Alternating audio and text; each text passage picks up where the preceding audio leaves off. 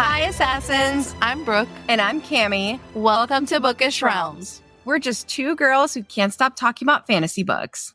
Welcome to our deep dives of Heir of Fire. This episode covers chapters 9 through 15 of Heir of Fire. Like in past episodes, the chapter summaries and character discussion are spoiler-free, but the rest of the pod does include spoilers for all of Throne of Glass. This podcast is for mature audiences only. Cami, take it away, girl. Let's get into some chapter summaries. As a reminder, this is a non-spoiler section where we summarize the chapters we'll cover in this episode. So if you haven't read the entire series, but you have read chapters 9 through 15 of Heir of Fire, you can listen to this section. Chapter 9. We start this set of chapters with Manan and the 13, aka the most feared and deadly coven in the Iron Teeth witch clans. They've been summoned by the terrifying Blackbeak matron, Manan's grandmother. There, they meet with a human duke, aka Duke Parrington, who's working with the King of Otterland, and learn that witches from all three clans, Blackbeak, Yellowlegs, and Blueblood, are being called to the Ferrying Gap. Why? Because the king is breeding wyvern, and he needs riders. Chapter 10. Back in Rifthold, Chaol is not in the mood for Aedion's wild reputation. After some of his men ditch their duties to go to one of Aedion's legendary parties, Chaol hunts him down, only to realize Aedion isn't even at his own party. Very sus. Something is going on with the General of the North, and Chaol knows it. Chapter 11. Meanwhile, Selena, now going by Lentia to keep a low profile, starts working in the kitchens at Mistward. While there, she befriends Emrys, an older demi-fae cook with serious cozy grandpa vibes, and Luca, his younger helper. Chapter 12. Back to the witches. Now at the Omega, a mountain near the Ferrying Gap where the wyvern are being raised. The three clans are gathered, and they even hold a shitty little memorial for Baba Yellowlegs, R.I.P., just a reminder she was murdered by Selena in Crown of Midnight. The matrons and the heirs, Manan, Petra, and Iskra, are shown the wyvern hatcheries. Manan lays eyes on the biggest, meanest wyvern of them all, Titus. She decides he's the one for her. Chapter 13. Selena's scullery girl era is short-lived because Rowan drags her out to train. He tries to get her to shift into her fae form, but no luck. Our girl is not ready to shift. So instead, he takes her to a creepy field full of barrow wights and tells her to walk through them to the other side. If she makes it, he'll take her to Doranel. Chapter 14. Selena braces for a barrow wight, but instead, she finds something much darker waiting in the barrows. It triggers a gut-wrenching flashback. First to the night her parents were murdered, then to Nehemia's death. The pain nearly swallows her whole until Rowan pulls her out of it. What was in that field? Rowan doesn't know either, and that's not comforting. Chapter 15. Over in the castle, Dorian meets with Sorsha again. Dorian asks her questions, and Sorsha opens up about her past, how her village was destroyed by the king's men. Now she works for the very crown that destroyed her home because she has nowhere else to go. Dorian listens, and for once, it feels like someone sees her. Welcome to Character Discussion. As we dive deeper into Heir of Fire, we're introduced to a whole bunch of new characters. In this portion, we'll give you a quick rundown of each of the characters that we're meeting for the first time. For the bigger, more central characters, we'll talk about what's new with them and highlight a golden line from this set of chapters. And don't worry, this section will stay completely spoiler-free. Alright, here's our quick character rundown. We're talking about Mother Blackbeak, Petra, Iskra, Astrid, Emrys, and Luca. Mother Blackbeak is a High Witch of the Blackbeak clan and Manan's grandmother. She's not just described as beautiful, she's alluring. With ebony hair streaked with silver bone-white skin and gold-flecked black eyes, she definitely stands out. She permanently wears her iron teeth on display and is known for her harsh and very public punishments. Next up, we have Astrid. She is Manan's cousin and second in the 13. She's been at Manan's side for over 100 years, always watching her back. Next up, we have Petra, who is the blue-blood heir. She's got freckled skin, golden brassy hair, blue eyes, and even Manan admits she's beautiful. Iskra is the Yellowlegs heir. She's got brown eyes, and well, to put it bluntly, she's a raging bitch. That's kind of her whole brand. Then we got Emrys. He works in the kitchen at Mistward and has been there since he was 15. He's a demi-fae, doesn't have any magic or secondary form, and he has a mate named Malachi. Super kind and grounding presence. And finally, Luca. He also works in the kitchen, mostly doing scullery work. We're not sure exactly how old he is, but he's likely a few years younger than Selena. Like Emrys, he's demi-fae with no magic and no shifting ability. Okay, so now that we have the new characters that are introduced, let's get into the main characters. For the main characters, we will discuss who they are, what we know about them, and a golden line from this set of chapters. For these chapters, we will talk about Selena, Rowan, and Manan. Selena has really been going through it in Mistward. She and Rowan have been clashing, both physically and verbally, and it's clear she is struggling. She's even lost some weight, which kind of reflects how hollow and worn down she's feeling on the inside. While in Mistward, she chooses to go by Alentia, the name that Nehemia gave her, as a way to hold on to her promise and keep that memory close. She's also wrestling with the idea of freedom, realizing that she can't even remember what it feels like to be truly free. Rowan's been pushing her to shift into her fae form, but she's not quite ready to accept that part of herself yet. When she does finally manage to shift, it's incredibly painful. She keeps slipping between her human and fae forms, which she hasn't done in over a decade. So yeah, it takes a serious toll on her. Selena's golden line from this set of chapters is when Rowan is trying to get her to shift, she says to him, "I hope you brought snacks because we're going to be here a long time if today's lesson is dependent upon my shifting." Next up, we have Rowan. Rowan is still just as broody and moody as ever, but thanks to Emrys, we get a bit more background on him. He's actually one of the few full-blooded fae who come through Mistward. Usually he just drops by to get updates and doesn't even stay the night. Turns out he's part of a cadre of 6 warriors who serve Maeve directly. He can be gone for years at a time on missions, and no one really knows how old he is. They just know that he's been around forever. Luca describes him as a stone-cold killer, the harshest and meanest out of the entire cadre. There's even a rumor that his tattoo is a list of people he's killed. As for training Selena, Rowan is not having it. He's got zero patience and just wants her to pull herself together already. And honestly, he's not here for any of her attitude. He will absolutely throw down the moment that she steps out of line. So Rowan's golden line from this set of chapters is wipe that smarmy, lying smile off your face. And next up, we have Manon. Manon is terrifying, honestly. She takes pleasure in the sounds of dying men and the howling wind. Like, okay, girl, go off then. But seriously, she doesn't need any weapons because, you know what? She is a weapon. She leads the 13, a fearsome unit she's flown and fought with for over a century. Their reputation, no mercy, no mistakes. Manon was born without a soul, without a heart, wicked all the way to her core. She's described as strikingly beautiful, moon-white hair, alabaster skin, and those burnt golden eyes. She often is compared to a fae queen. Though she's well over 100 years old, magic used to keep her looking like a teenager. But now that magic is gone, she appears to be in her mid-20s. Neither she nor the 13 have ever seen the old witch kingdom, and that mystery still lingers for them. And oh, she carries the blade called Windcleaver. Just the name tells you she is not here to fuck around. Manon's golden line from this set of chapters is, because she'd suffer no creature to be her mount but the fiercest, the one whose blackness called to her own. Let's explore this world. Here we cover the main world-building elements that come up in chapters 9 through 15. We'll revisit these places and world-building elements in other episodes. For today, this section is not spoiler-free, so if you haven't finished the entire series, please do not continue. But please come back when you have. Let's start with the demi-fae, sometimes called half-breeds by pure-blooded fae, though they prefer the term demi-fae. The label is used loosely. It can mean someone born of one human parent and one fae parent, or anyone with a hint of fae blood in their veins. Generally, the more fae blood a person has, the more likely they are to show traits like sharper senses, faster healing, greater agility, or even the ability to shift into an animal form. But even then, none of that seems to be a guarantee. Even full-blooded fae might not show magical abilities. Emrys and Luca are both demi-fae. Most demi-fae are born to human mothers, often without the father's knowledge. The most gifted are taken to Doranel, while many others find a home among their own kind in places like Mistward or other border outposts. This mix of heritage means that demi-fae can inherit a wide range of abilities, from enhanced senses to sometimes elemental magic like fire or ice. This also makes Aiden Ashriver a demi-fae, since his father is Gavriel. His mom was an Ashriver, so she also had some fae blood, but he's not 100% full-blooded fae. And now, let's get into the witch's lore. In these chapters, all 3 Iron Teeth clans come together, the Blackbeaks, the Blue Bloods, and the Yellowlegs. Iron Teeth witches are a unique species born of Valg and Fae, said to take mostly after the Valg. They all share retractable iron teeth and nails, along with a clear eyelid that aids in flight.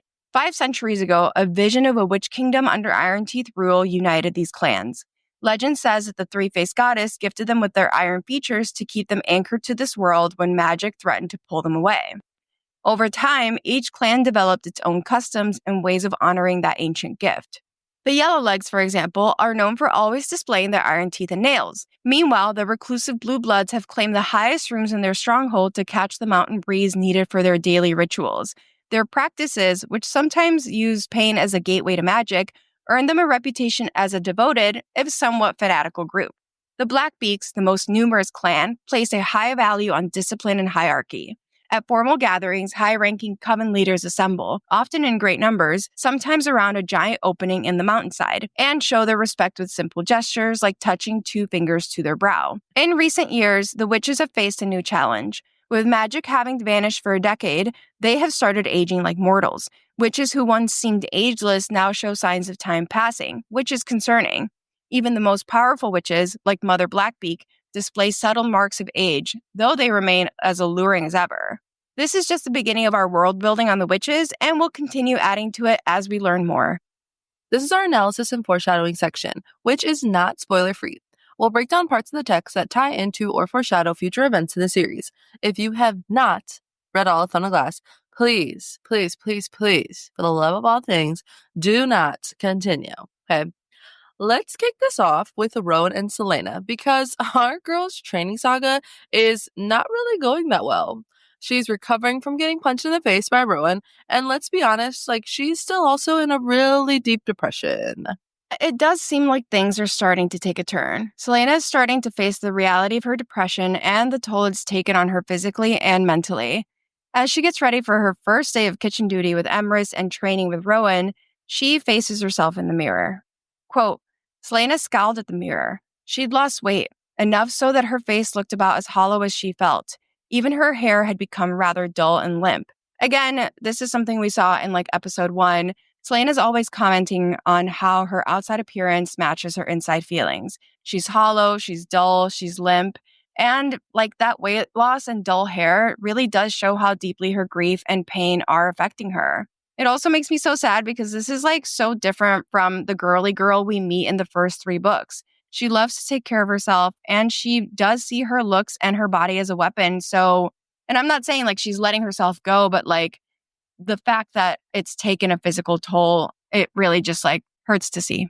And then her thoughts shift to Kale. Quote, what would Kale make of all this? She was here, after all, because of him. Not just here in this physical place, but here inside this endless exhaustion, the near constant ache in her chest. It was not his fault that Nehemia died, not when the princess had orchestrated everything. Yet, he had kept information from her. Selena is continuing to go back and forth a lot with when trying to figure out her feelings with Kale and feelings about Kale. We see that to some extent that Selena does still blame him for certain things that happen, but she knows that in the end of all of this, Nehemia was the one that planned her own death. But she still can't fully forgive Kale for hiding the truth about the hit that was placed on Nehemia. Selena's pain also feels connected to Kale because she links her emotional exhaustion and heartbreak to what happened between the two of them. But even far away, Kale is still on her mind, showing just how deep their connection and the betrayal that happened runs. Part of that also comes from the choices that Kale made, specifically when it comes to the king. Quote, he had chosen the king. Even though he claimed he loved her, he still loyally served that monster. Maybe she had been a fool for letting him in, for dreaming of a world where she could ignore the fact that he was captain to the man who had shattered her life again and again. Part of this betrayal is that Selena does feel like Kale chose the king. If you ask Kale who he chose, though, I think he would disagree. He chose to keep Selena and Dorian safe, and honestly, he's back in Rifthold trying to figure out what his next steps should be. But again, Selena can't see that right now. To Selena, his choice to continue being captain of the guard and serving the king feels like Kale chose the enemy, and that is part of the whole betrayal. She does feel foolish for trusting him and for dreaming of a future with him. She does have to kind of face the truth as part of her journey in this book, and it's that she can't pretend that Kale's role under the king didn't matter in their relationship because ultimately it always did. And with those thoughts swirling through her head, she heads up to the kitchen to meet up with Rowan, Emrys, and Luca. Immediately, the kitchen is a little vibe. She's catching a vibe there. The heat from the oven and the hearth makes the kitchen a cozy escape from the cold morning mist. And the smell of the bread and stew is almost too good to handle. Selena, she's fucking hungry. She's starving. She can't wait to devour the meal. And then there's Rowan. Selena immediately notices that Rowan was probably hoping she'd be late so he could punish her. Rowan, barely acknowledges her, but he does start to introduce her to Emrys. And again, we get some of that mind speak between the two of them. Quote, Rowan looked at her with raised brows, and she could see the words in his eyes as clearly as if he'd spoken them. You wanted to remain unidentified, so go ahead, princess. Introduce yourself with whatever name you want. I am like obsessed with how much these two are like mind speaking. I don't have a better word for it. Like basically it's like their unspoken talks between each other. And we can always tell it's happening because it's in like italics. But I love that they are mind speaking when they're still like deeply in their hate era. Like they're not getting along right now. I love how she describes it here. Like every single time that it happens, she tells us that she can like see the words in his eyes. She like acknowledges that they are having these like unspoken conversations. But I also think that this moment in general is important. Rowan is giving her a choice. He knows that she does not want to go by Aelin Galathinius, and like ultimately she's not ready to go by Aelin Galathinius. So he's letting herself introduce herself and kind of like pick her own name. And can I be so honest? I love this era of Rowan and Aelin. Like, even though, like, obviously, like, I love them in the end, but like the whole like hate, like enemies to lovers thing here is top tier, chef's kiss. Like, I just love it. It's my fave. But what does Selena decide to go by? She says, "My name is Alentia." And like rereading this, like really honestly just makes me like tear up a little bit because Alentia is the name that Nehemia gave her. And it means like the light that will never go out. And it kind of makes sense to use it here because as she starts her training and her like journey back to herself, kind of like we mentioned in episode 1, the promise that she made to Nehemia is the one thing that is keeping Selena going at this point. Like, our good sis is hanging on by a thread, and it's that promise. And using the name that Nehemia gave her is her best reminder of why she's there and why she can't give up. She'll hear Alentia every day and be reminded that she can't let that light go out. And Rowan does not react to that name either. And Selena is glad he doesn't mock her because she'd literally kill him. And I would love to see that because, like, we all know how their first brawl went. So I would love to see what that interaction would have been like. But their hate era is so fun because they're also both just like so sassy and like pushy with each other. I love it. Yeah. As she watches Rowan leave the kitchen, Selena realizes that punch from yesterday was actually pretty tame. Quote, apparently that was all Rowan needed to hear before he stalked off. His footsteps silent, every movement smooth and laced with power. Just watching him, she knew he'd held back last night when punching her. If he'd wanted to, he could have shattered her jaw. Not great for Rowan, but it is very important that Selena is constantly taking note of how strong and powerful Rowan is, even if in this moment it's just a comment on how he definitely held back during their little tussle. We've talked about this a few times when we talk about like Sam and Kale, but like Selena has been surrounded by humans who are breakable. She's lost people left and right. And as their relationship develops, it's important that she sees that Rowan can like hold his own, that he's not breakable in the way that others have been. Again, like Selena doesn't ever explicitly voice this, but like with Kale and Sam, there was always a sense that she had to protect them and keep them safe, even when she was in her human form. It's not to say that like she doesn't feel like she doesn't have to protect Rowan. She definitely does as their relationship develops, but it's like she doesn't have to worry about him as much because he is Fae, because he's a warrior, because he's so powerful. Yeah, and I think we've talked about that in past episodes too. But Selena meets Emrys and Luca and settles into her first day in the kitchen, which like I love Emrys and Luca, and like I wish that we would have like gotten some like full circle moment with them at the end. Where like, are they now? Yeah, literally, where are they now? I would love to know. So Emrys and Luca are both demi-fae, which we covered in world building. They're immediately a breath of fresh air. They're sweet, understanding, and comfortable to be around.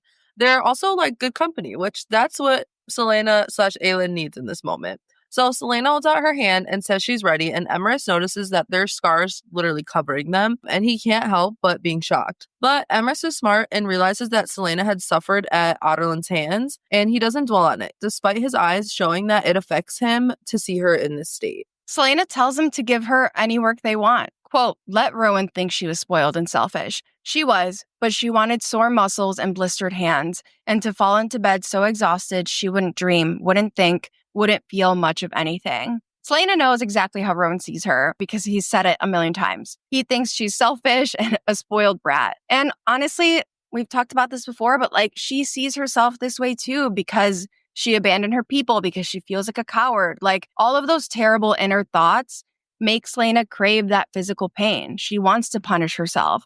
So much of the beginning of this journey is Selena kind of wanting punishment for herself and wanting to exhaust herself, because ultimately hard work and sore muscles are better than dealing with her real emotions, which are the root of the entire issue. She wants to be numb, and hopefully being so exhausted will stop the dreams and the thoughts and the feelings that obviously are haunting her.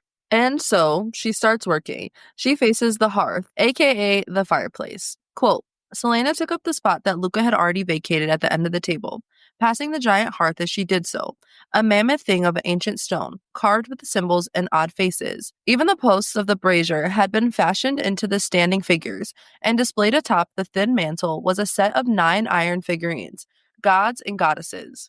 This description stands out so fucking much. On a reread, this fireplace is made of ancient stone, giving the whole thing a sense of history. And then we have those symbols. We spiraled about these symbols in language in episode 1 of Heir of Fire, and we're going to do it again here because, we're spiral queens, okay? We know that Selena knows the Fae language because she recognizes it in Rowan's tattoo. We know she knows what word marks look like, but she doesn't categorize the symbols on this fireplace as either of these things. So what the fuck are these symbols, and what do they mean? And why are they paired with these odd faces? And then there's the 9 iron figurines. We know that there are more than 9 gods and goddesses in the Throne of Glass world, but these 9 figurines represent some of the main ones.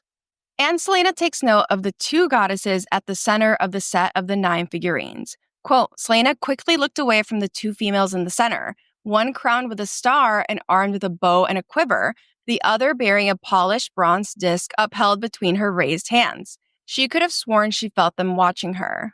These 2 goddesses are Diana and Mala, respectively. The one crowned with a star and armed with a bow is Diana, and the one with the polished bronze disc is Mala. The figurines are made from iron, which is one of the only things that can stifle magic, which I think is interesting since during Emrys's lore drop later, we learned that the Fae magic power kind of comes from the gods and goddesses. At least that's what they believe. So why would their figurines be made of iron, which stifles that magic? But Selena also feels like these figurines of Diana and Mala are watching her, and she's right. Not literally, in this moment, those little figurines aren't watching her, but Diana takes a special interest in Aelin, which we see in Empire of Storms when she attempts to possess her and use her power. And while I've always connected Mala to Rowan, Mala's last act in Kingdom of Ash is one of resistance. She gives Aelin a bit of her power back and tells her about the map on her back that will lead her back to Rowan. So it's no coincidence that SJM wrote Selena taking note of these 2 specific goddesses because they do come into play so much more later on in the story. After this, Selena settles into the breakfast rush in the kitchen, and she immediately notes what a relief it is not to be known, to be anonymous and misword. Quote, Selena was introduced to some of the people, but most didn't cast a look in her direction. And wasn't that a lovely change from the usual stares and terror and whispers that had marked the past 10 years of her life? She had a feeling Rowan would keep his mouth shut about her identity, if only because he seemed to hate talking to others as much as she did. In the kitchen, chopping vegetables and washing pans, she was absolutely, gloriously nobody. Which, period, slay queen. And I really think that this is just what Selena needed. She needed time away from herself. She needed time away from being Aelin Galathinius, the lost princess. And she needed time away from being Selena Sardothian, assassin and the king's champion. And I think part of her recovery in Heir of Fire comes from this, from being anonymous. And she doesn't have to be anyone because there's no expectation for who she needs to be or who she's supposed to be. I agree. 100%. But despite this anonymity, Selena's thoughts are still on the task ahead and on her past. Her training is about to start, and she is not looking forward to it. And again, we've touched on, during all of these Heir of Fire episodes, this promise to Nehemia is the only thing that's keeping Selena going, and she's willing to face that fear to keep that promise. And she can't help but think about how Emrys and Luca might react if they knew who she really was. Quote, how would they react if they knew the things she'd done? What would they do if they knew about the blood she spilled? How she tortured Grabe and taken him apart piece by piece? The way she gutted Archer in that sewer? The way she failed her friend? Failed a lot of people. Selena has always struggled with reconciling her identity as an assassin and her identity as the princess of Terrasen. Selena also struggles with these kind of thoughts in the first 3 books as well, because she judges herself really harshly when it comes to what she's done and like had to do to survive and the things that she's been through and the fears like what others will think about her and how they will judge her. Selena feels like she's not worthy of the throne, sure, but she also feels like she's not worthy of friends. She feels like she's failed them in so many ways, and it kind of like makes her close herself off, which is understandable. And this like makes Selena like spiral a bit. Like again, our girl is like so trapped in her thoughts in this beginning section of Heir of Fire, but she also like can't help but literally see how different she is from Emrys and Luca. Quote, and they were so easy with each other, a family in their own way, uncorrupted by a wicked empire, by years of brutality and slavery and bloodshed. She could almost see the 3 souls in the kitchen lined up beside each other. Theirs bright and clear, hers a flickering black flame. Emrys and Luca represent found family. And that's something that Selena has tried to build time and time again, first with Sam and then with Kaelin, Dorian, and Nehemia. And every time her found family has been like ripped away from her, just like her real family. Otterlin has taken so much from her.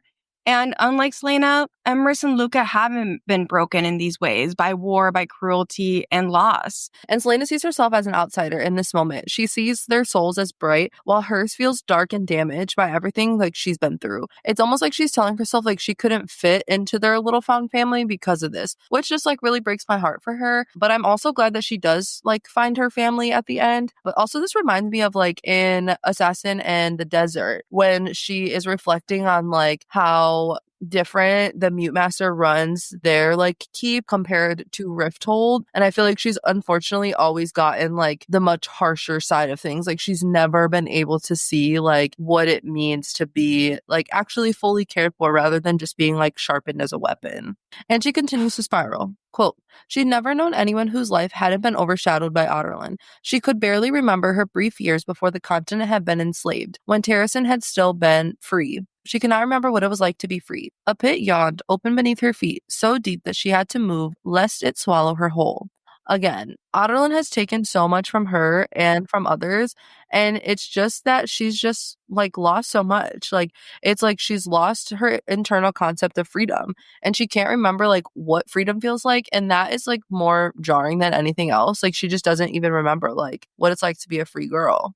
But sweet Luca kind of like snaps her out of it. Luca is like such a yapper, and we love that. He's just always like blah, blah, blah, blah, blah. Like he loves to like fill the air with just like talking. He starts talking about being demi-fae, which again, we covered in world building a little bit and a little bit earlier on. And Luca reveals that if he could shift, he'd probably be quote unquote collected by Maeve and sent to Doranel to train. This confirms what Selena already thought about Maeve. Quote, she wasn't at all surprised that Maeve took an interest in the gifted ones, or that Maeve locked all the useless ones out. This is further proof that Evelyn, Aylin's mom, was right to keep her away from Maeve. Because Maeve wants to collect like the gifted fae as a way to stay in control, but they also can be her line of defense in case her Val King husband, Orcus, does end up finding her. And Luca just like continues yapping. He reveals that Aurelia always had more wielders than Wendland did, which I think is so interesting, and I'm not going to spiral about it right now. And that people at the fortress have some magic, but none of it is rare. They can like make plants grow or find water, which like I don't consider those things little, but whatever. And then Luca says, quote, we did have a female wander in with raw magic 2 years ago. She could do anything she wanted, summon any element, and she was here a week before Maeve called her to Doranel, and we never heard from her again. A shame. She was so pretty too. Again, gonna try not to spiral about this moment. But let's talk about this. Other than this female, the only person in Throne of Glass that has raw magic is Dorian. When Selena realizes that Dorian has raw magic in Crown of Midnight, we learn that it's like the rarest, deadliest kind of magic. It is, quote, sheer undiluted power capable of being shaped into whatever form the wielder desired, which like we see Dorian using his magic in that way. He like turns himself into a woman. He turns himself into like a mouse. Like he can do whatever he wants with it once he like learns how to use it. And we would pay good money to learn more about this female and what happened to her. We never get more info about who she is.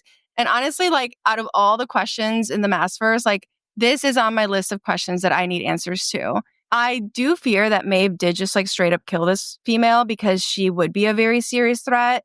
But if not, then she definitely made her swear the blood oath, which means that this female with raw magic was probably freed at the end of Kingdom of Ash. But we know that like Maeve can't, when she goes up against Dorian, Dorian is more powerful than she is. So like seeing that there's another raw magic wielder, I don't know, just like there's so many questions. And we'll definitely cover this in our Massverse episode for Heir of Fire too. So, but that made me spiral. During this little combo, Emrys also starts dropping some interesting tidbits as Selena pushes for more info on Rowan. But Emrys gives us our first description of the cadre, which is so exciting. Cool. Occasionally, he'll come with others like him. There are 6 of them, who closely serve the queen as war leaders or spies, you see. They never talk to us, and all we hear are rumors about where they go and what they do. Just a refresher here, the members of the cadre are Rowan, Lorcan, Gabriel, Fenris, Connell, and Vaughn. Karen later joins the cadre, but he is not part of the OG6.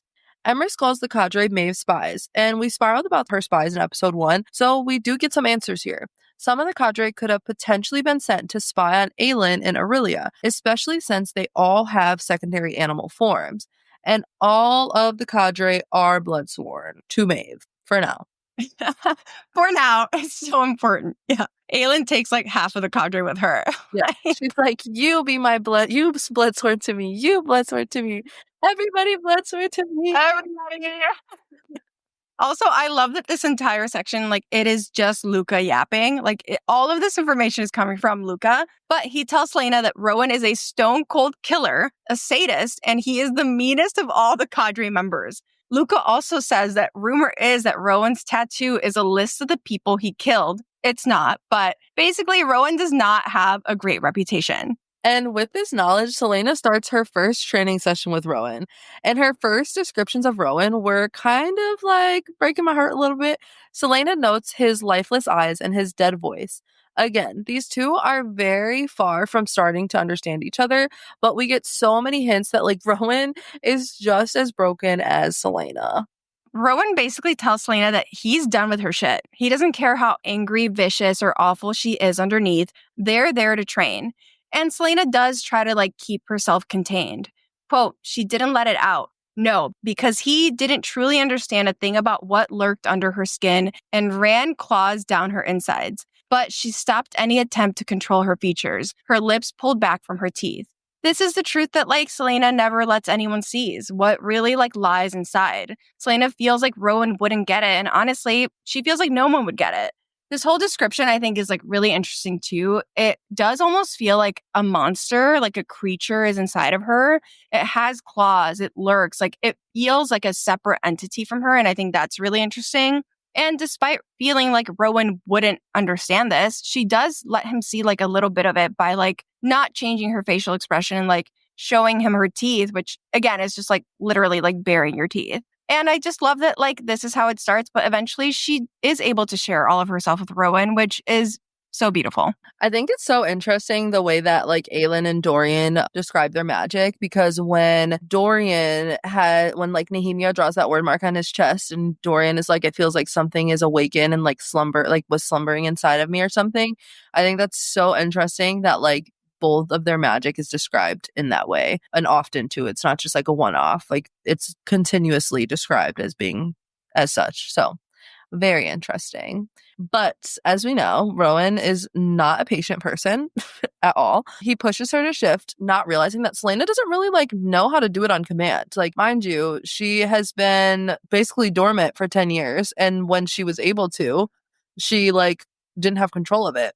And she tells him like she can't control it, but he doesn't really give a fuck. And Selena is kind of like tired of like this back and forth. So she tells Rowan, quote, I've already participated in a dozen versions of the Master Disciple training saga, so why don't we cut that horse shit too? There is just like so much truth to this sentence, because Selena's relationship with Arobin was so complicated and layered. She dealt with quote unquote masters who wanted to control and manipulate her, which is literally all that Arobin embodies. But she's also seen the opposite of that with the Mute Master. And the Mute Master was kind and warm, which again is not something that she had dealt with. So dealing with Rowan is not necessarily what Selena like wants to be dealing with at all, because she's seen that she's been there, done that, and she's tired of the shit.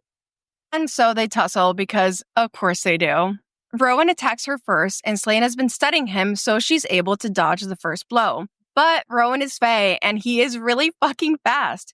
He takes her down and straddles her, but not in the fun way, at least not yet. And again, Selena faces the reality of fighting with Rowan. Quote, she was outweighed, outmuscled, and for the first time in her life, she realized she was utterly outmatched. I think that's so important that for the first time in her life, Selena feels outmatched. Rowan is bigger and stronger than her. And again, while this isn't fun for Selena, it's important that she acknowledges the reality that she doesn't want to face yet is that she needs to train and she needs to get control of her magic and her shifting if she's going to have a chance at fulfilling her promise to Nehemia. And just like we talked about earlier, it's so important that she sees Rowan as someone who is capable and strong and like, not that he's unbreakable, but to some extent unbreakable in a different way than Sam and Kale. Even though Selena is pissed, she's still not shifting. And Rowan is like honestly so over it. Like he's fucking finished. Quote, he brought his canine so close to her neck that one movement would have him ripping out her throat. Here's an idea. I don't know what the hell you've been doing for 10 years other than flouncing around and calling yourself an assassin, but I think you're used to getting your way. I think you have no control over yourself. No control and no discipline. Not the kind that counts. Deep down, you are a child, and a spoiled one at that. And you are a coward. First off, let's talk about Rowan bringing his teeth that close to her neck in this moment. He wants to bite her so bad, like I just know it. And like we later learn that Selena's scent always stood out to him. So it's definitely possible that he was like holding back in this moment, which is so interesting. But here, Rowan's words cut deep. He essentially voices everything Selena has felt about herself. She's failed her people for 10 years. She has no control of her magic. And she's a coward, which like we've talked about this so many times. That is like the worst thing that you could possibly say to Selena. And the reality of it is that hurt people hurt people. And Rowan knows exactly like where to strike and where like the below the belt ass shit. And in order for Selena to train and move forward, like she needs to like overcome these things. And honestly, like Selena's reaction to this shows Rowan that he hit her where it hurts. She's obviously triggered, and Rowan does not stop. He just keeps going. Quote, don't like that word, coward. You're a coward who has run for 10 years while innocent people are burned and butchered, and it cuts off. Selena feared being a coward before the events of Throne of Glass and Crown of Midnight. When Sam asks her what her biggest secret is in the Assassin's Blade, she tells him it's that she's a coward. It's the word she fears the most because it is, like, again, how she sees herself. And Rowan throws all of the things that she, like, blames herself for. He throws the downfall of Terrasen and Aurelia in her face. She's been running from her throne for 10 years. And again, is this, like, realistic criticism? No, it's not. Selena was literally 8 years old when her parents were murdered and Terrasen fell. But it's not about that, and Rowan knows it. It's about hitting her where it hurts. This sentence cuts off because Selena totally shuts down. Rowan keeps talking and she just like literally can't hear him anymore. She says like verbatim, like, I'm done. And Rowan says two more words that send Selena back into the past. He tells her to get up. Get up. Kale had said that to her once when pain and fear and grief had shoved her over the edge. But the edge she'd gone over that night Nehemia had died, the night she gutted Archer, the day she told Kale the horrible truth, Kale had helped shove her over the edge.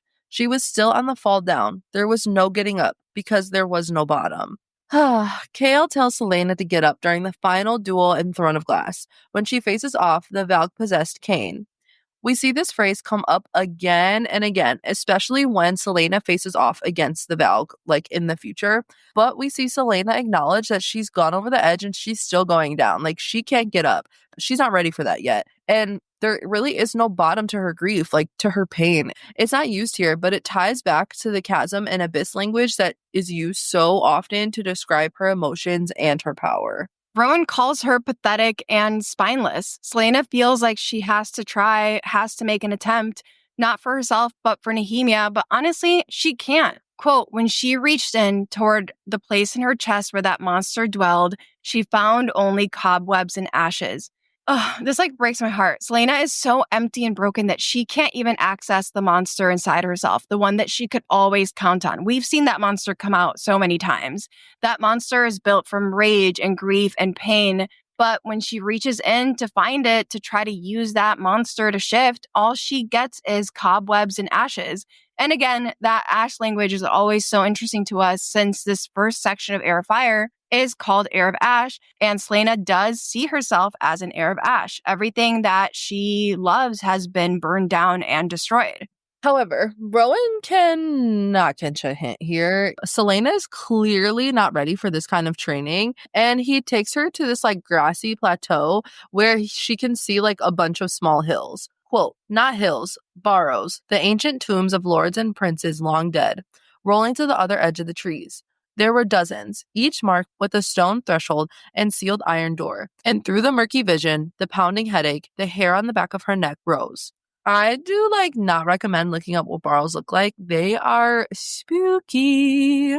But essentially, Rowan has dragged our girl to a graveyard, which, okay. But some of these elements are very interesting, like the fact that the barrows are sealed with an iron door. Iron is one of the only elements that can stifle magic, which signals that even though these lords and princes are long dead, the iron is there to keep them or something else in their control, even in death, which, okay. And Selena's headache here is interesting too, because Rowan slammed her to the ground, so it's most likely because of that, but headaches are a really common side effect of being near a Valg, or even that word stone, like when she touched that word stone and she got that headache.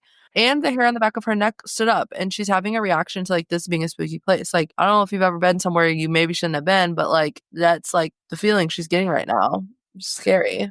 The description of these mounds continues with, quote, the grassy mounds seem to breathe, to sleep, iron doors to keep the whites inside, locked with the treasure they'd stolen. They infiltrated the barrows and lurked there for eons, feeding on whatever unwitting fools dared seek the gold within. Again, there's something about these tombs, about this graveyard that is wrong. They seem alive, despite the people in them having been long dead. And now, let's get into whites are, because I remember when I first read this, my first read through, I had no idea what a white was. The word white has Germanic origins and means thing, creature, or being. In some of the Germanic languages, it does have a supernatural aspect. But basically, whites are the undead. They're like zombies. From what we can tell, the inspo for these barrow whites in Heir of Fire probably came from Tolkien, where they're portrayed similarly. SJM has confirmed that she's a Tolkien fan. So if that's the case, we do have questions about how these barrow whites came to be, because who brought them back to life if they are zombies? Anyway, again, I'm trying not to go down a spiral with folklore and stuff. We learned that the iron doors aren't there to keep the long dead lords and princes in. They're there to trap the whites inside because they attempted to steal gold inside the tombs. So in a way, these whites are being punished by being trapped there and used as a way to protect the tombs from further looting. But they aren't there just to admire the view. Rowan has a challenge for Selena. If she can walk through the mounds, face the whites, and make it to the other side of the field, he will take her to Dornell. Selena immediately realizes that this is a trap, but it's also everything she's been wanting. It's a shortcut. Who doesn't love a good shortcut? And Rowan walks her to the edge of the mounds.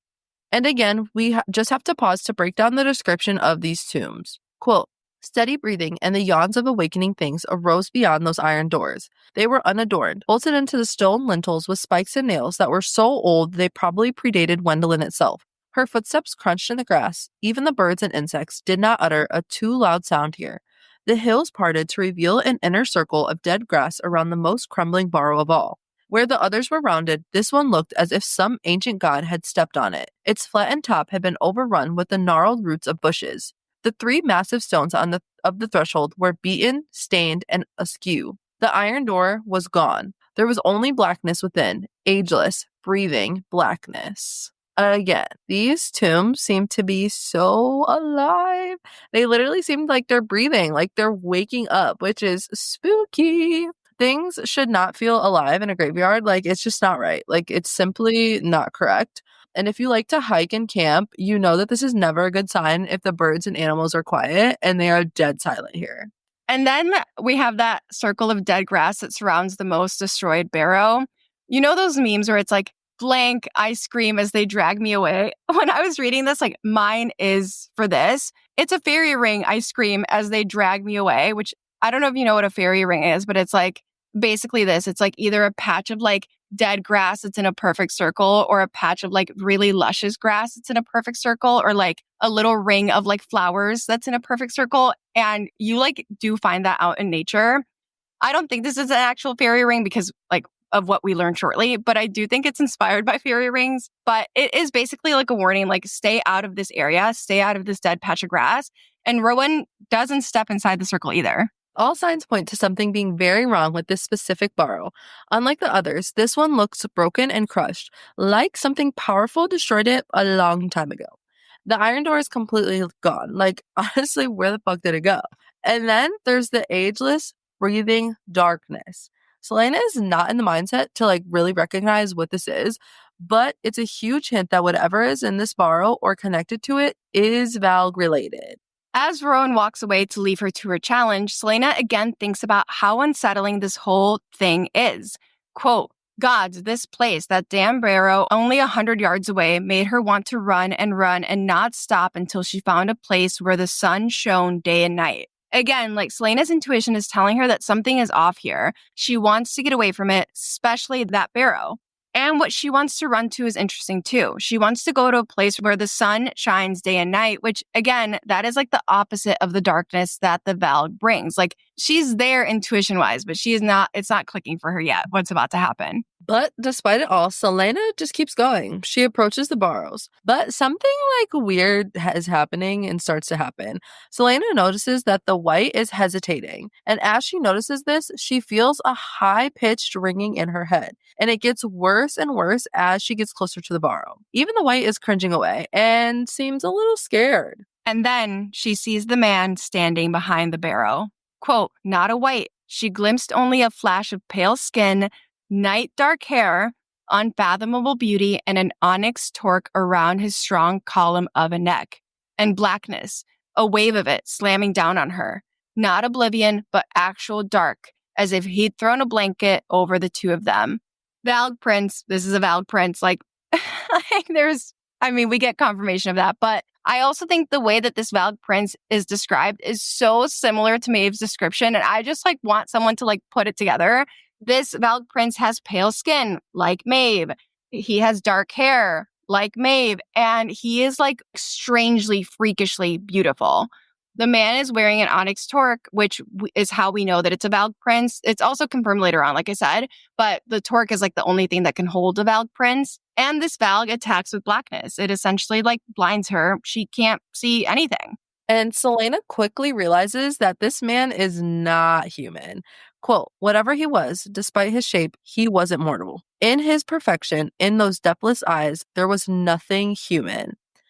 Despite looking like a human, there's something like about him that gives Valg, right? And whether it's his perfection or the black eyes, Selena registers that she's not dealing with something mortal or that even like used to be mortal. And Selena tries not to panic, but there's like a pounding in her ears and she gets a nosebleed. It does feel like her whole body is rejecting the like quote essence of whatever this thing was. And she still can't see shit. Quote, only endless black and the breathing thing that was closer now, reeking of dust and carrion and another scent, something she hadn't smelled for a lifetime, but could never forget, not when it had been coating that room like paint. The Valg stink, like, there's no other way to say it. And also carrion is literally like the rotting smell of dead animals, so like, not great. It's like, it's not giving like perfume. But this moment is also a huge hint of who was responsible for the murders of Aylin's parents. This flashback that she has is that flashback to her parents' room, that secondary scent that she mentions here. Her parents' room smelled just like that. And then we get a front row seat at a full-on memory attack by a Valg. Selena starts reliving the morning when she found out her parents had been murdered, and she crawled into bed between them, thinking that the wetness was rain from the open window, which, again, is just really sad. Just like right now, Selena has felt that something was wrong that night, which is why she went to go to sleep with her parents. But Selena tries to fight this flashback. She tells herself this isn't real, even as the Valg bring up the memories of her parents on their bed, their throats sliced open. Selena vomits and pisses on herself. Still, she tries to tell herself this isn't real, but the Valg bring up another memory, Nehemia's mutilated body. The Valg pull her closer, and this is what snaps Selena into action. She elbows the Valg in the face and runs off. Panicked, screaming, crying, she reaches Rowan and collapses at his feet. And then the shift starts. Quote, then she felt the shift and the surge, a well opening beneath her stomach and filling with burning, relentless fire. No.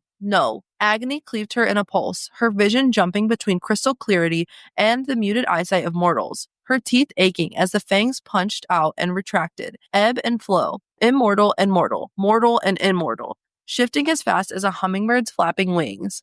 With each shift, the well deepened, that wildfire rising and falling and reaching up. She really did scream then, because her throat burned. Or maybe that was the magic coming out, at last, unleashed. Magic. Selena, can't control this shift, so she's shifting back and forth between her human form and her fae form. And she's terrified because with each shift, she can feel the fire inside of her bubbling up, and she knows that if that comes out, she's not going to be able to control whatever happens next. And so Selena passes out and wakes up to a very unhappy Rowan staring at her. We've never seen a happy Rowan so far, but he tells her again that she has no discipline, no control, and no courage. She failed her task. But then Rowan reveals that he was also kind of taken aback by their encounter with that thing. Quote, that was not a white princess. He flicked his attention toward the trees beyond her. She might have roared about using specifics to escape his bargain to bring her to Dornell, but when his eyes met hers again, he seemed to say, that thing should not have been there. Then what in the hell was it, you stupid bastard? She silently shot back. He clenched his jaw before he said aloud, I don't know. Rowan, who is over 350 fucking years old, does not know what that thing was. There's so many warning signs. But again, with the mind speak, with his eyes, he tells Selena that that thing shouldn't have been there. And when she, again, silently asks him what it was, Rowan acknowledges the mind speak for the first time. He replies to her silent question out loud. He says he doesn't know, and I love it. Rowan tells her they've had skinwalkers on the prowl, but that thing was not that. He's never encountered anything like that before, and he can't even see what was happening to Selena during the encounter because, again, it was dark. And we also get the reveal that the Valg don't just affect your mind. Selena's skin is literally lighter. Her tan from Varese is gone, as if it had been leached away, which is sick. So Rowan asks her to tell him what it did to her, to which Selena explains, in that darkness, I saw things that no one should be able to see. It dragged me through memories, and not the decent ones. Is that enough for you? This is the best description of the Valg power. They take your memories, your fears, your nightmares, your traumas, and make you relive all of them. Basically like a living hell. They suck away at your life energy in doing so. And Rowan does not react to this description. He takes Selena back to Mistward and shows her the female bass. And that's the end of our Mistward section. Let's visit the witches. I love the witches' POV. Our girl Manon has been summoned by Mother Blackbeak and things are kicking off. And who has joined her? The 13. I loved seeing the 13 so much. Quote, and when you were one of Manon's 13 with whom she had fought and flown for the past 100 years, often just the name of the coven was enough to send enemies fleeing. The 13 did not have a reputation for mercy or making mistakes. This is our first introduction to the 13, and just like we mentioned in episode 1, these initial descriptions of the witches are so important. They set the tone for how we're meant to see them. I also think it's why a lot of people have such a hard time with the witches' POVs, because they're not pleasant. They're not fun. But the 13 have fought and flown together for 100 years, making them loyal, devoted, and experienced. And the 13 have a rep. They're feared by all. Their name alone is enough to scare off enemies. They are that deadly. They are that scary. They're known for not showing mercy and never making mistakes. Again, the idea that the witches are scary and ruthless is drilled into us with all of these beginning interactions, and it makes their shift in the story so impactful. And as Manon watches her grandmother talk to Duke Parrington, she catches a whiff of something. Quote, there were 2 prison wagons with them. One emitted a very distinct male odor. and perhaps a remnant of cologne. One was female. Both smelled wrong. This is the first of many times that Manon is able to smell when someone is Valg possessed. And we know that the two people in the prison wagons are the male is Roland and the female is Caltaine. And this smell, deeply unsettles Manon. Quote, Manon had been born soulless, her grandmother said, soulless and heartless as a Blackbeak ought to be. She was wicked right down to the marrow of her bones. But the people in those wagons and the Duke, they smelled wrong, different, alien. Again, Manon has internalized the things that her grandmother has drilled into her, that she's soulless and heartless and wicked. Manon believes these things to be true about herself. It's how she sees herself. But even if Manon is soulless and heartless and wicked, she thinks that whatever is wrong with the people in those wagons and the Duke, it's worse. They smell wrong. They smell different. They smell alien. Whatever is wrong with them is kind of worse than whatever is wrong with Manon, and she can feel it. Later, Manon notices that the stone at the Omega also smells like this, and she hates it. So again, Manon, who supposedly can't feel anything because she's heartless and soulless, can feel how wrong the Valg are just by their stinky smell. But she doesn't call it out or do anything about it. She just continues to stand guard. As her grandmother approaches, Manon reveals the impact of magic vanishing on the witches. It's not just that they can't fly, they're also all aging like mortals. As she stares at Mother Blackbeak, which I hate calling her that, I just want to call her bitch, but we get more information on the Blackbeak clan and Manon. Quote, yet her grandmother's gold-flecked black eyes, the heirloom of the Blackbeak clan's purest bloodline, were bent on the northern horizon, toward Oakwald Forest and the towering white fangs far beyond.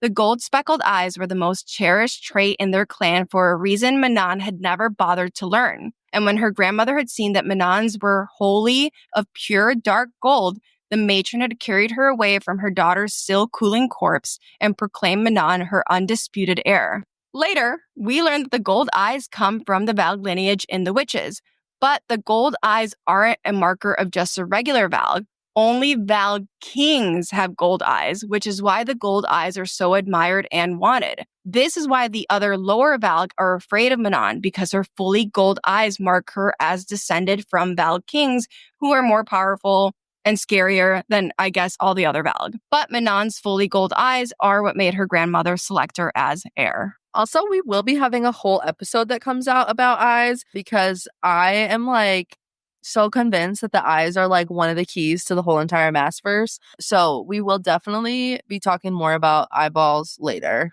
in a later episode. But anyways, Mother Blackbeak announces that they will all travel north and that all Blackbeak witches are to report to the Farian Gap. Mother Blackbeak tells the witches that the King of Otterland has sent a gift for them. What's the gift? He needs riders for his wyverns. He wants them to be his aerial cavalry, and after they serve him, they can keep the wyverns. Manon's internal reaction to this announcement is super fucking interesting. Quote, it had been a while, too damn long, but Manon could feel the threads of fate twisting around them, tightening.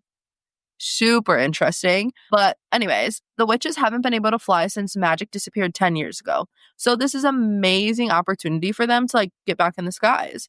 And to Manon, this feels like fate. It feels like the threads of fate are all tightening in this moment and that something is significant is about to happen and Manon can sense that it's coming. And so they assemble at the Farian Gap. All the witch clans are there, the Blackbeaks, the Blue Bloods, and the Yellowlegs. This is literally the most dangerous place to be. I would be shitting my pants, especially because tensions are high between them all.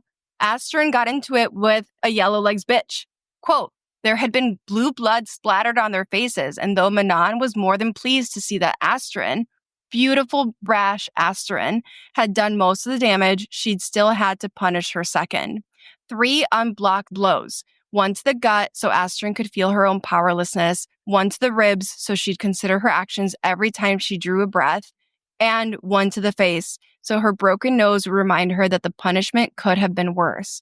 Astrid had taken them all, without scream or complaint or plea, just as any of the 13 would have done.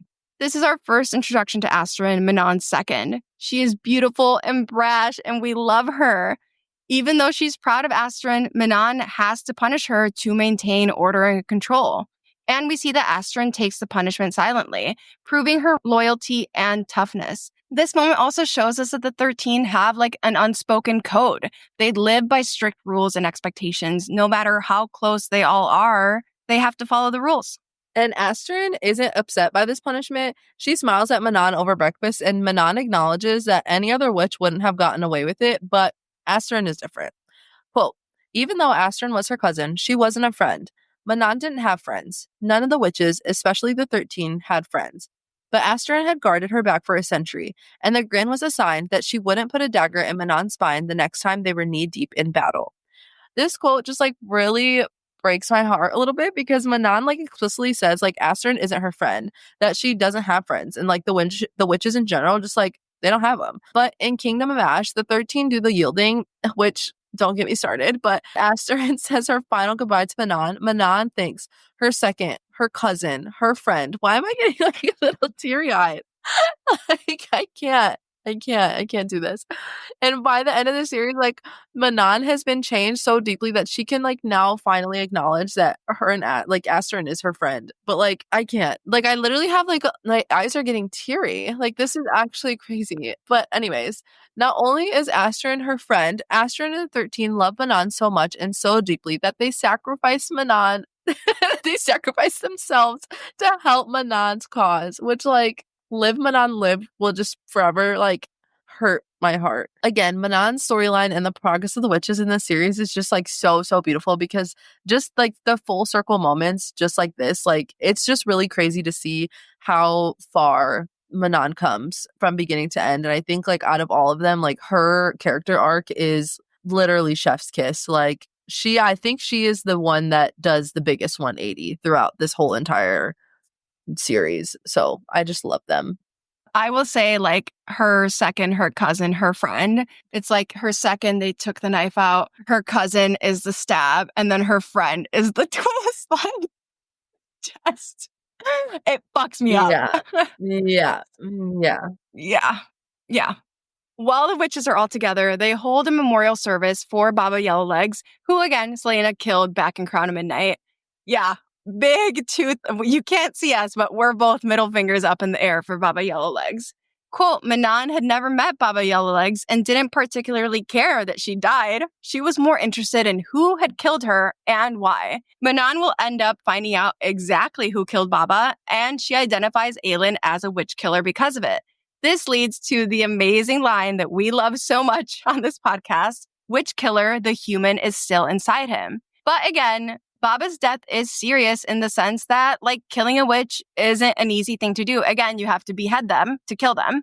And Manon and the other witches are intrigued by who would do it and the reason why, because it could signal that there might be a threat out there, whether it's a Kraken or someone else.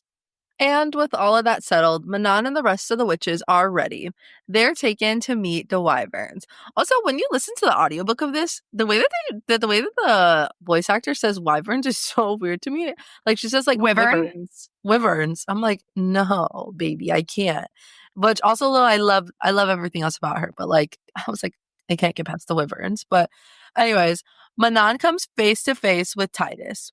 Quote, Manon couldn't tear her eyes away from that gorgeous beast, his mottled gray body covered in a leathery hide, his massive back legs, armed with talons as big as her forearm, and his enormous wings, tipped with a claw and used to propel him forward like a front set of limbs. The triangular head swiveled this way and that, and his dripping maw revealed yellow curved fangs.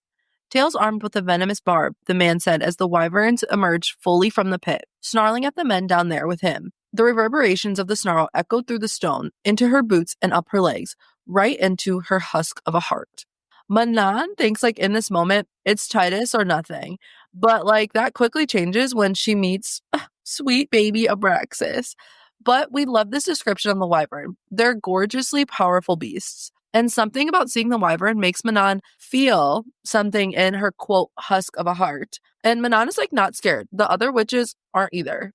Before we move on, I just, like, when you were reading that again, talons as big as her forearm? Crazy. What? Crazy. I just held up my arm. It's crazy. And as she looks at the wyvern, Manon again feels like there's something else at play. Quote, magic was gone, and yet this was possible. this creation of magnificent beasts. Magic was gone, and yet Manon felt the sureness of the moment settle along her bones. She was meant to be here. She'd have Titus or no other, because she'd suffer no creature to be her mount but the fiercest, the one whose blackness called to her own. The wyvern feel like magic to Manon, because even without magic, something powerful is still happening here, and Manon can feel it. Again, it goes back to that whole, the threads of fate, all of these things will eventually, bring all of our characters together.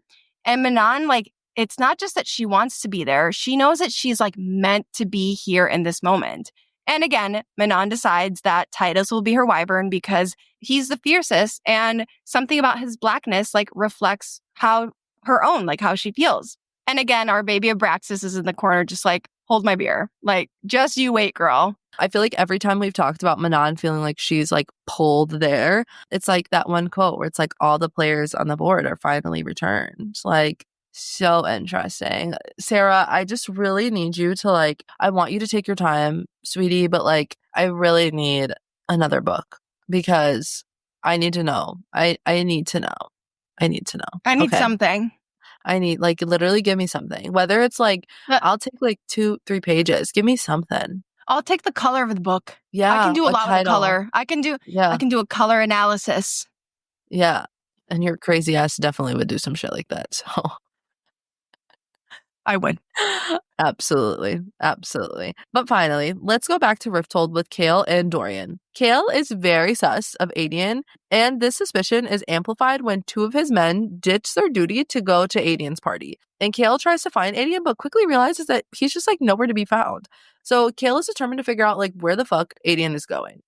This leads Kale to call a meeting with his father, who is expecting Kale to go back to Aniel with him. But Kale can't go, not yet. He needs time because he has a plan. Again, Kale is back in Rifthold planning his little life away. Quote, he'd skimmed through all those books Selena had found on magic and found nothing at all about how he might help Dorian and Selena by freeing it.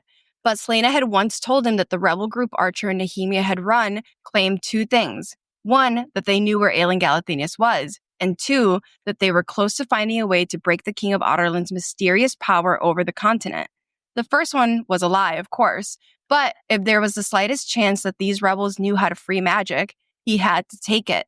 He was already going out to trail Adion, and he'd seen all of Selena's notes about the rebel hideouts, so he had an idea of where they could be found.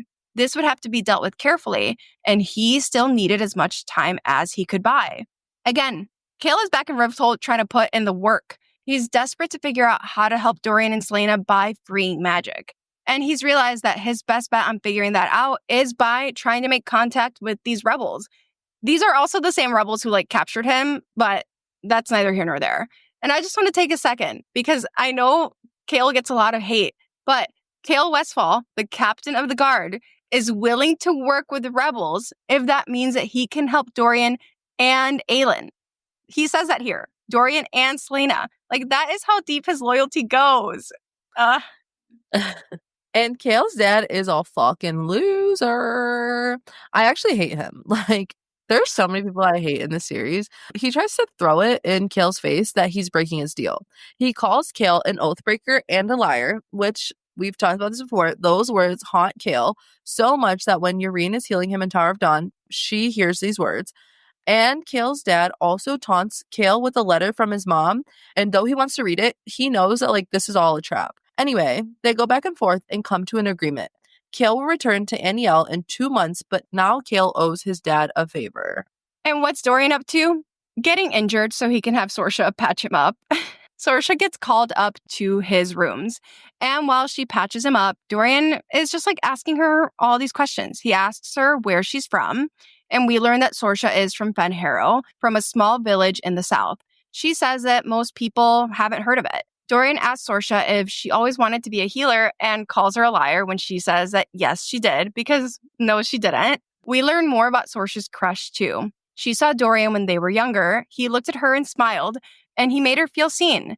She was absolutely crushed when she later realized that he is the prince. And then Dorian asks why Sorsha never told anyone about all of their mysterious injuries. Sorsha replies, "You were never cruel to the healers, to anyone. I like to think that the world needs Saying this was too much, but the world was his father's world. Needs better people, he finished for her, standing. And you think my father would have used your knowledge of our comings and goings against us. Sweet, sweet Tortia, she saw that Dorian was different from his father and chose to protect him, Selena, and Kale. And these are the little moments that show us like what a good king Dorian will be one day. Because like people do see his goodness. Dorian asks Sorsha if her parents are still alive and if her village still exists. She tells him that her parents were killed and her village was burned. So Dorian can't understand why she'd come to work in the castle when like it all represents nothing but pain. And Sorsha tells him she quote unquote had nowhere else to go. And this hits Dorian hard and he dismisses her. The next day, a messenger comes to ask Sorsha the name of her village. Why? Because Dorian has requested it. Why does Dorian want the name of Sorsha's village? Quote, wanted to know so he could have it added to his personal map of the continent. This is one of my top 10 Dorian moments. It's just another moment that reveals how thoughtful and good Dorian is, down to his fucking bones. He can't erase what his father has done to her village, to her family, to all, to everyone. But he can honor her in this very small but meaningful way. He makes sure that her village is marked on his personal map. He can acknowledge that it existed and that people live there. And he looks at that map probably every day too. So I just love him. I love Dorian. He is the best. He's one of my top book boyfriends for fucking sure. For sure. And next, our favorite moments. These are moments in this set of chapters that we really just loved. I have two favorite moments in this set of chapters. The first one is in Manon's POV. She's keeping guard for her grandmother and just scares the shit out of a guard. Quote, because she was growing bored. Manon cocks her jaw, sending her iron teeth snapping down. The guard took a step back, his breath coming faster, the acrid tang of fear sharpening. I just think this is so funny. Manon is always just so secretly sassy. Obviously she's scary, but she's also a sassy queen. And she's just scaring him for fun. And I love seeing these little hints at her personality. She's obviously not going to hurt this guard, but it's just fun for her to see how he reacts. And my second favorite moment is definitely Dorian wanting to know Sorsha's town name so that he could add it to his map, even though his father is the one who destroyed it. There's just something that's always really stuck with me about that. It is just such a Dorian thing to do. He makes people feel seen. He doesn't shy away from difficult things. And it's always just been so clear that his legacy will be different from his father's. I, of course, also have two favorite moments from this set of chapters, and they're both from the witches because, of course, I'm actually obsessed with them. But my first favorite moment is, even though I am not a fan of Manon's grandma, literally fuck her, she does give us an iconic line in this set of chapters. She waves her hand to the bridge and said to the witches, "We walk into the sky, witches." How iconic, and such a great way for them to just start their journey in the Fairying Gap. I think that was just period. And my second favorite moment is when Manon is giving us more info on the Blackbeak clan. She talks about how obedience, discipline, and brutality were the most beloved words in the Blackbeak clan. All else was to be extinguished without a second thought. This is one of my favorite moments because it really just makes you think about how far Manon and the rest of them in the 13 have come. And we talk about this a million times, but she was really meant to be a weapon and not have any traits of a human necessarily. And then she literally changes so much throughout the series, literally slay queen. But this is just an interesting moment because this is where it all starts. She only knew obedience, discipline, and brutality. Then she turns into not a soft queen, but softer than she was. And lastly, our final thoughts. I honestly just always forget how quickly things kick off in Heir of Fire. Even though I do listen to this audiobook every 3 months, it always takes me by surprise how quickly we get into things. We're already meeting the Wyvern, we're with the witches, we've already met the Valg and the Barrows. Kale is already suspicious of Aedion. The pieces are all in play. And again, I think I am just biased because Heir of Fire is probably my favorite book in the series, but it is just fun to see all of these POVs and see how these threads are slowly starting to weave together as the series progresses. I remember the first time I read Heir of Fire, I was what is the purpose of these witches POV? And then they just end up playing such a huge part. And I just think it's beautiful. I think Heir of Fire is really when you start realizing how big the story is. Yes, it's about Aelin, but all of these other players are involved too, and all of their journeys are crucial to the end goal as well. So I love being an Heir of Fire. I agree with everything that Cami says, like in regards to the loving Heir of Fire. It has been very fun, like being back on Heir of Fire and like getting back with like the crew, you know, like because I have not really been in this world since I finished it the first time. And it's like just been fun to like go back and be back in Heir of Fire. But other than that, like I don't really have too many final thoughts about this because I just feel like we just have kind of talked about it. Like we both are really excited to be in this deep dive, and I'm excited to like continue on throughout this book. But basically, kind of like how we've been talking about, like this book is so crucial, and I think that like how Cami said, the first time I read this, I was just like, why are we meeting this Manon bitch? Like, what is she doing here? Like, I don't understand. And I don't think I appreciated this book as much the first time around just because it was so like, there were so many different POVs changing, so many like things happening. I'm like, I don't understand what's going on here. But I am very much enjoying rereading it. All right, that wraps up our deep dive for chapters 9 through 15 for Heir of Fire. We hope you enjoyed our analysis and theories. And don't forget to follow us on Instagram and TikTok, where our handle is @BookishRealmsPod. We'd love to hear your thoughts on these chapters, so drop us a comment or send us a message. Also, leave us a rating if you like what you heard. It really helps us out. Join us next week when we continue our Heir of Fire deep dives with chapters 16 through 22. Until then, keep reading, assassins. Bye!